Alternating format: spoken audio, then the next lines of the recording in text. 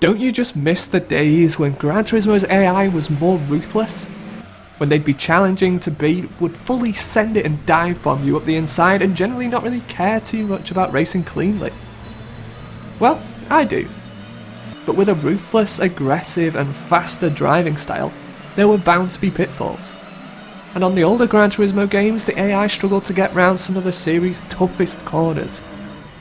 In this video, we'll take a look back at some of the most famous places where we love to see the AI fail spectacularly on Gran Turismo 2, counting down from 5 to 1. Number 5. The first corner at Grand Valley. Probably not the most obvious inclusion in this video, but one that I think is definitely worth its place here. The run up to the first corner at Grand Valley Speedway is particularly challenging, not just for the AI but for players too.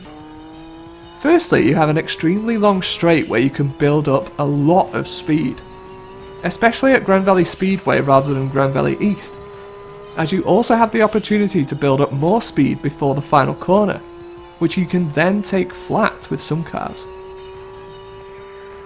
Approaching the first corner, the track bends left under braking, before the actual corner itself, meaning that it's hard to line your car up in a straight line when braking, which means that it's extremely easy for your car to become unsettled. The AI handle the approach quite well actually, going across to the right hand side of the track and then moving back to the left, creating a straight line for the braking zone before turning in. The AI's issue is that they just brake too late, especially in the higher performance cars on the game that you see in some of the tougher events. One of those events is the original Grand Valley 300km endurance race on Gran Turismo 1, which returned on Gran Turismo 2, where tyre wear also becomes a factor. And as the AI's tyres are used over the course of several laps, we just see more and more fails. Let's take a moment to appreciate some of these moments.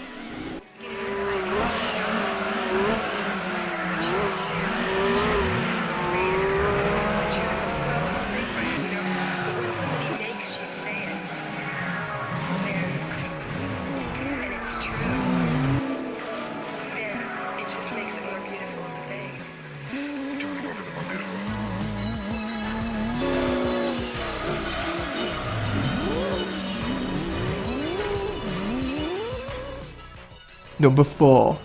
Corners 2, 3 and 4 at Grand Valley Speedway.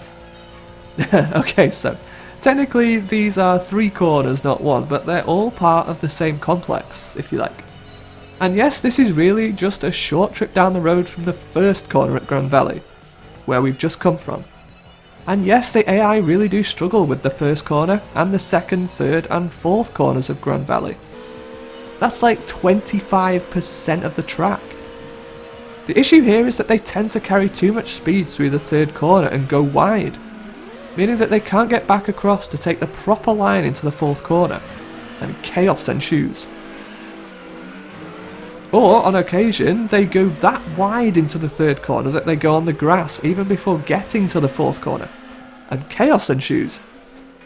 Funnily enough, I actually included a clip of an AI fail at these corners in one of my first ever videos on YouTube, which you can view by clicking one of the links at the end of the video.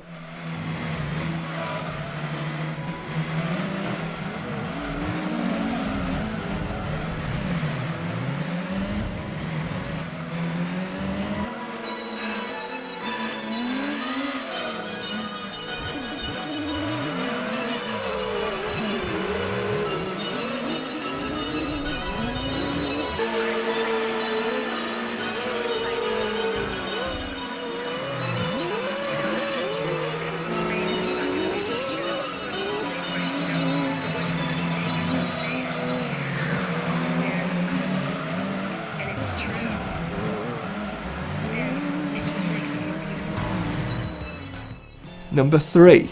The fourth corner at Seattle. Another tough one for both the player and the AI alike, and again it comes down to a difficult braking zone. This time, it's not that the road bends in a particular direction, it's that there are 2 massive jumps before the corner, which is a 90-degree right-hander. The difficulty comes down to the fact that the braking zone for such a tough corner is very small, It's just that little bit of track you have to play with after you land down from the second jump, just before the corner. In lower powered cars this isn't really an issue, as you won't gain as much speed and air time from the jump, but in faster cars you tend to spend longer in the air. And, well, you can't slow the car down when it's airborne. On Gran Turismo 2 in particular, the AI frequently can be seen crashing into the barriers here, which makes for great watching. And they even sometimes fall victim to the glitch where the AI can't seem to find its path back to the racing line after crashing, and instead just reverses and brakes at small intervals.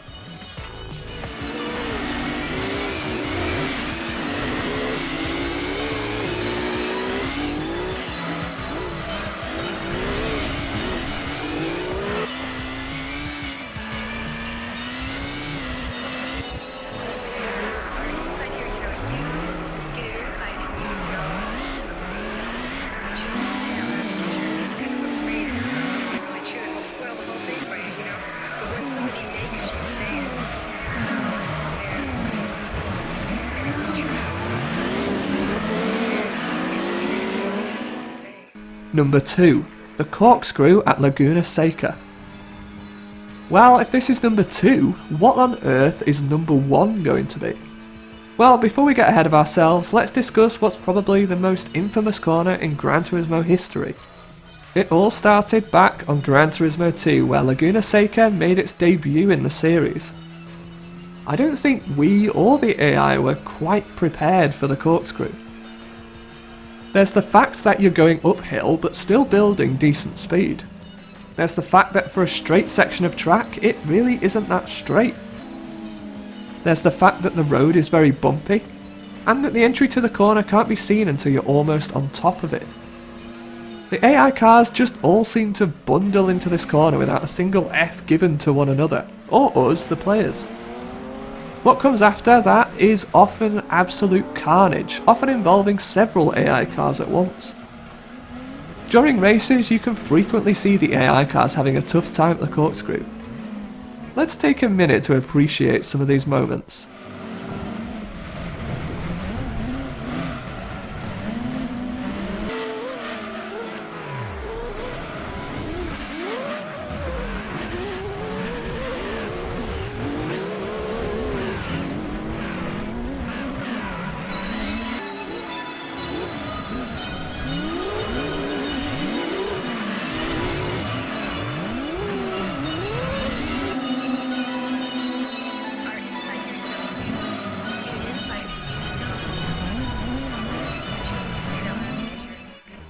Number 1. The start-finish straight at Grindelwald. I know what you're thinking. That's not a corner, and that's quite true, but it does have 1 or 2 kinks in it. And I know what else you're thinking. How can the AI have such a problem with an almost straight piece of track? Well, let's take a look. I should mention too that it's the reverse version of Grindelwald that seems to give the AI problems, while they're generally okay at the normal forwards version of the track. Okay, so what's going on here? Well, the AI seem to have particular difficulty with this part of Grindelwald because their path causes them to turn left too early and too sharply, which sends them crashing into the wall.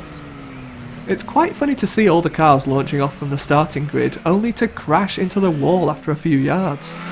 But it's a better spectacle to see this oddity occur after at least 1 lap of the track, where the cars will still be going faster. Sadly though, it's actually way more common to see the AI fail right off the starting line.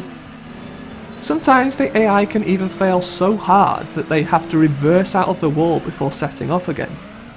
Sadly, as Grindelwald didn't appear on any of the other Gran Turismo games, we can't see how the AI might have coped better on future titles in the series.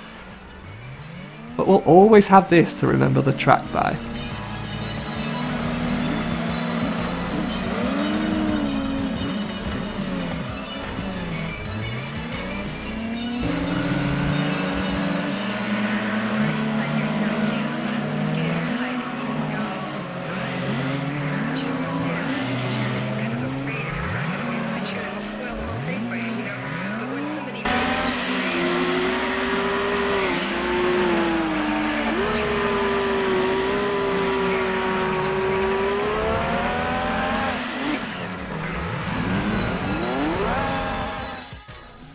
And with that, we've come to the end of the video. Thanks for watching, guys, and I'll see you for the next one.